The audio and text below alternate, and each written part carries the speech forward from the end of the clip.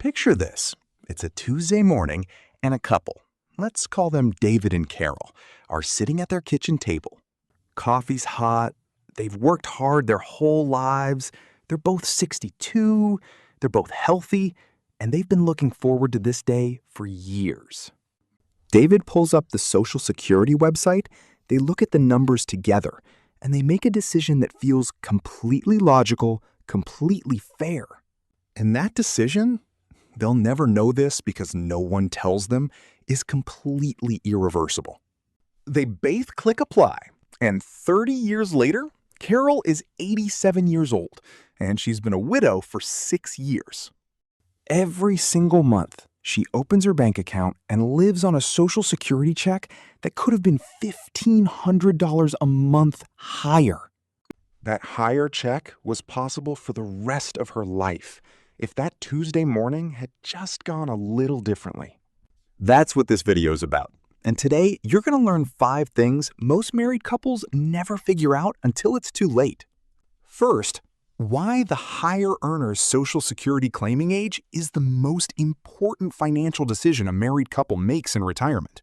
Second, the 2-part nature of Social Security that most people don't realize exists until one spouse is gone. Third, the specific mistake that quietly shrinks the surviving spouse's income for the rest of their life. Fourth, a real-life illustrated example that shows exactly what the numbers look like before and after. Fifth, a simple 5-step framework you can use right now at your own kitchen table to figure out the right path for your household. Stick with me all the way to the end because I'm going to give you what I call the 5-step survivor protection plan. This material is more important than almost anything else you'll do in retirement planning. And the fact that you're here learning it now means you're already ahead of most people. When one spouse in a married couple passes away, Social Security doesn't pay both checks anymore. It pays one, the larger of the two. The smaller check simply stops. And now think about what that means if the higher earner claimed early at 62 or even 65. That reduced benefit, locked in permanently at the moment of claiming, is the number the surviving spouse will live on for potentially 10 or 15 or even 20 years.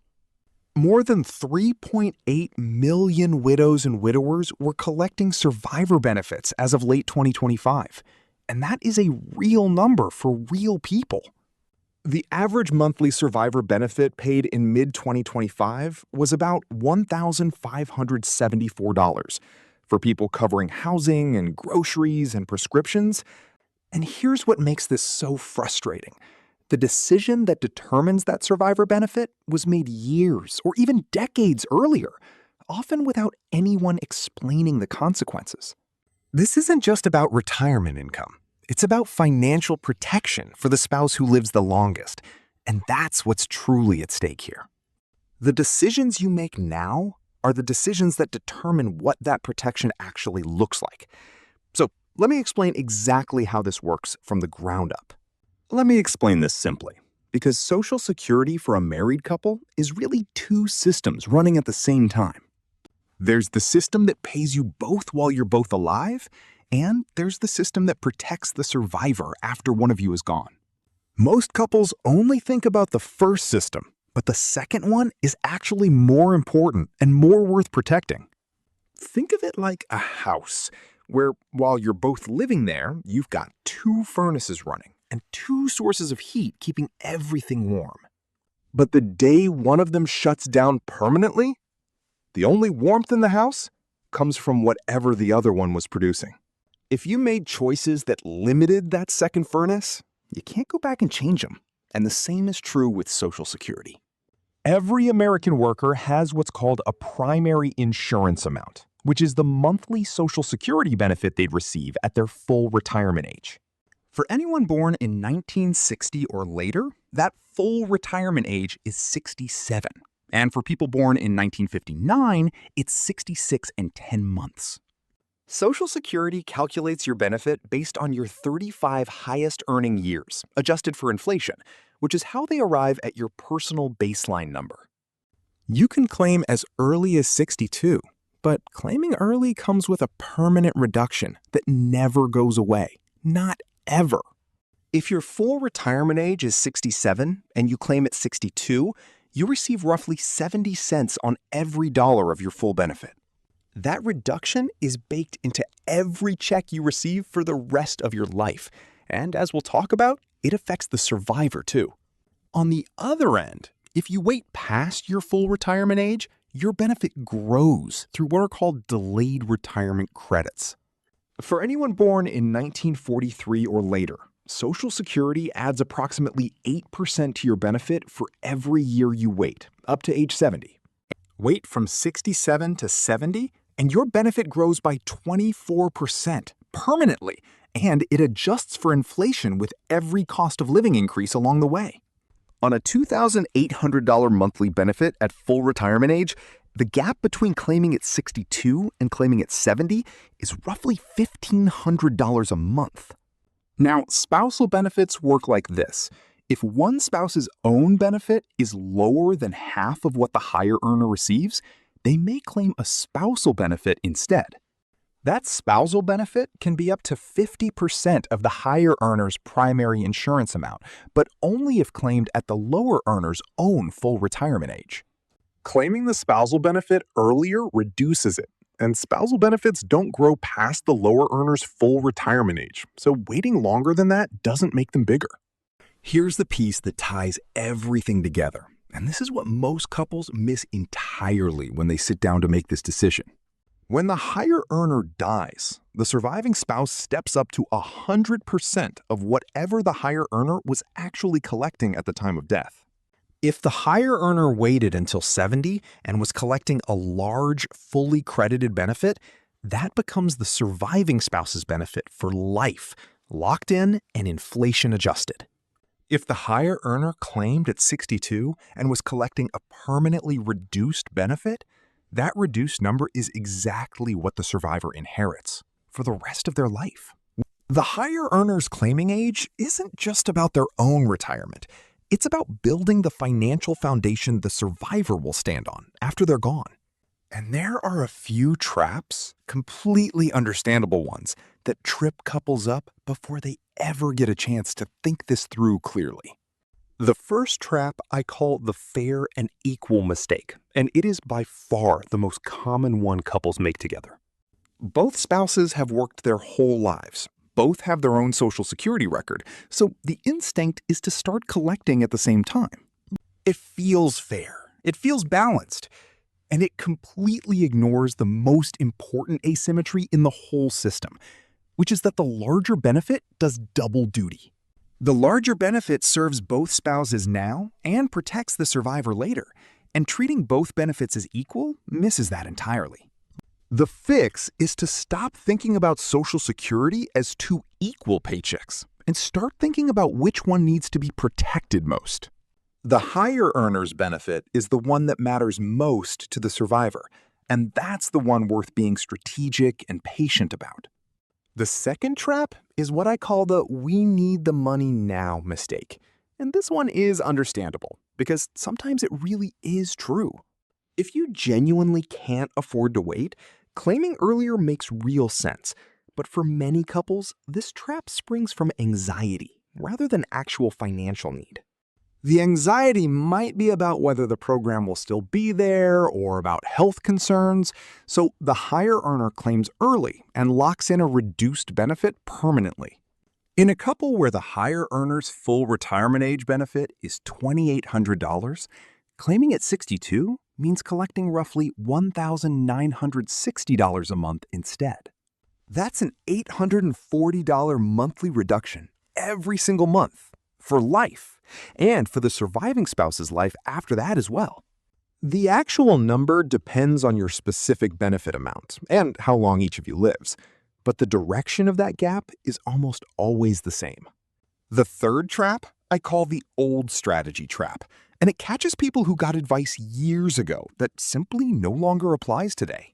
There was once a strategy called file and suspend, where one spouse filed for benefits and immediately suspended them so the other could collect a spousal benefit in the meantime. That strategy is completely gone. Congress closed it in 2015, and the last people it could have applied to turned 70 as of January 2024.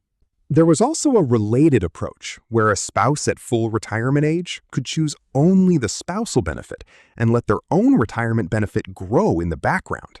Also gone under the same legislation, and today, when most people file for any Social Security benefit, they are automatically deemed to be filing for all eligible benefits. If you've received advice that references either of these strategies, please don't rely on it, because the rules changed, and acting on old information could cost you significantly. The fourth trap is the survivor benefit misconception, and it's one of the most widespread misunderstandings in all of Social Security planning for couples. A lot of people believe the surviving spouse gets 50% of their partner's benefit, but that's actually the cap for a spousal benefit, while both spouses are still alive. The survivor benefit is completely different. It can be up to 100% of whatever the higher earner was actually collecting, which makes it far more valuable. That 100% survivor benefit is what protects the person who will likely be living alone on a single income for a significant number of years. And unlike the retirement benefit you earn on your own record, survivor benefits do not grow past the survivor's own full retirement age, so the timing strategy is different. Now let's see what all of this looks like when you put real names and real numbers to it, because I think this is where it really clicks. Hey, I want you to meet Jim and Sandra, and maybe you see a little of yourself in them or in someone you know. Jim is 64 years old and spent 33 years as a regional sales manager, and his Social Security primary insurance amount is $2,800 per month. His full retirement age is 67, and Sandra is 62. She worked part-time for many years, and her full retirement age benefit is $900 per month. They've been married for 38 years. Their annual retirement spending goal is about $72,000, covering housing and healthcare and travel and a reasonable cushion. Jim has about $420,000 in a traditional individual retirement account. Sandra has $85,000 in a 401k, and together they have $45,000 in joint savings. They're in good health. Jim's father lived to 84, and Sandra's mother is still alive at 89, which matters for thinking about longevity in their planning. For this example, we're working in today's dollars and not applying cost of living adjustments, so you can see the structure of the comparison clearly without the math getting complicated. State taxes are not included here, since some states tax Social Security income and others don't, so you'll want to look at your own state's rules separately. Now, scenario 1, the instinctive path. Jim files for Social Security at 65, after about 6 months of retirement, wanting to reduce withdrawals from his individual retirement account. His benefit at 65, with a full retirement age of 67, is approximately $2,380 per month, reduced because he claimed before his full retirement age. Sandra files at 62, and based on her options, she receives approximately $700 per month after her early claiming reduction is applied to her benefit. Combined household income from Social Security is roughly $3,880 per month, or about $36,960 per year between both of them. The rest of their $72,000 target comes from individual retirement account withdrawals, which means they're drawing down their savings at a fairly significant pace from the start. When Jim passes away at 80, Sandra's income drops immediately, and she now receives Jim's benefit as a survivor benefit of approximately $2,380 per month. Her own smaller benefit stops at that point, leaving her living on about $28,560 per year from Social Security for the rest of her life. For the next 9 years, she relies heavily on whatever remains in their accounts, and the pressure on those savings is real and ongoing throughout that survivor period.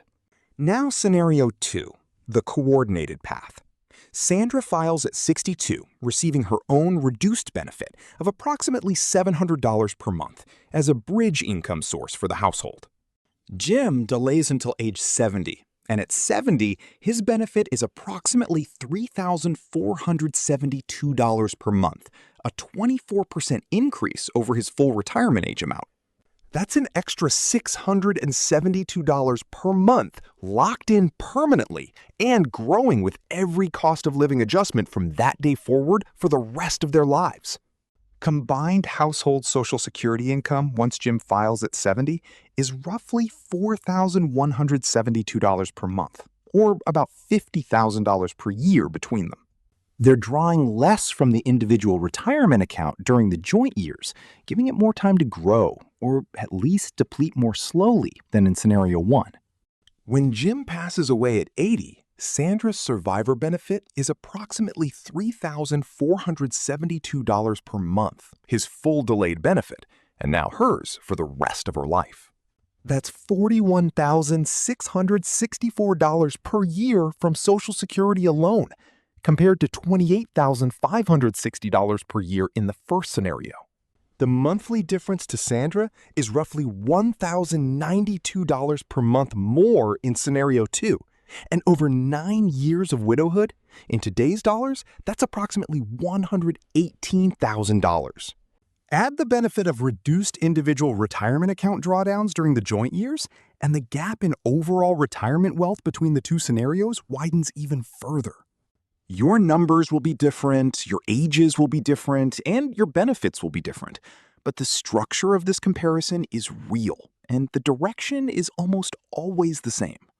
Protecting the higher earner's benefit is how you protect the survivor most. And now, let me walk you through exactly what to do about it in 5 simple steps. I call this the 5-step survivor protection plan, and it's designed so you can sit down with your spouse this week and start working through it together. Step 1, find your numbers, and both spouses should create or log into a free account at ssa.gov under the My Social Security section. You'll see your estimated monthly benefit at 62, at your full retirement age, and at 70. And you should write those numbers down for both spouses before doing anything else. Step 2, identify the higher earner by looking at which spouse has the larger full retirement age benefit, because that is the number you are going to protect. Everything that follows flows from this one piece of information, because this is the benefit that will eventually become the survivor benefit, so knowing it clearly is essential. Step 3. Model your 2 scenarios side by side, with scenario A being both filing at the same time, or the higher earner filing early. Scenario B is the lower earner filing first for immediate income, while the higher earner delays to 70, and you just need to write down the monthly numbers for both. You don't need a spreadsheet for this first pass. Just write down what each monthly Social Security income would look like combined while you're both alive. Then, write down what the surviving spouse alone would receive in each scenario, because seeing that number clearly is often the moment everything clicks into place. The Social Security Administration has a free calculator at ssa.gov. And there's also a free independent tool called Open Social Security that many financial planners recommend for this comparison. Neither of these tools gives you personalized advice, but they give you the actual numbers to look at so you can make a more informed decision together. Step 4, check your bridge. Meaning, if the higher earner delays to 70, you need to figure out where the household income comes from in the meantime. For many couples, the answer is a combination of the lower earner's Social Security, retirement account withdrawals, part-time work, or some mix of all of those income sources. Getting this right matters because the delay strategy only works if you can actually sustain it without financial stress. So be honest with yourselves about what's realistic. Step 5, have the survivor conversation. And I know this one is the hardest, but it is genuinely the most important step in this entire process. Ask yourself, if I'm the one left behind, what does my monthly income look like in each scenario? And write that number down and look at it together. Because the surviving spouse's financial security is the whole point of this exercise. And too many couples never have this conversation until it's too late to change anything meaningful. Once you have these 5 pieces of information in front of you, you'll be far better prepared to make an informed decision or to talk with a financial planner productively.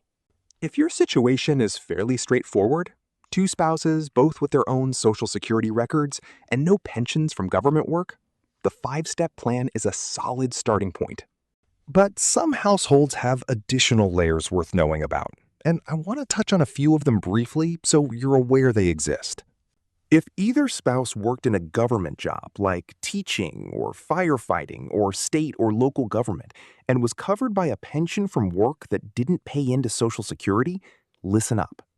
The government pension offset previously reduced spousal and survivor benefits for these workers, but that changed with legislation signed into law on January 5, 2025. The Social Security Fairness Act eliminated the government pension offset and the related windfall elimination provision for benefits payable from January 2024 forward. If you or your spouse had been told your spousal or survivor benefit would be reduced for that reason, it may be worth calling the Social Security Administration to check. For surviving spouses, there's more flexibility than most people realize, and you can claim survivor benefits as early as age 60 or coordinate them with your own retirement benefits strategically. You might claim survivor benefits first and switch to your own larger retirement benefit at 70, or claim your own benefit first and switch to the larger survivor benefit later. These decisions interact in ways that can meaningfully affect your lifetime income, and they're worth modeling carefully before you commit to any particular path or timing.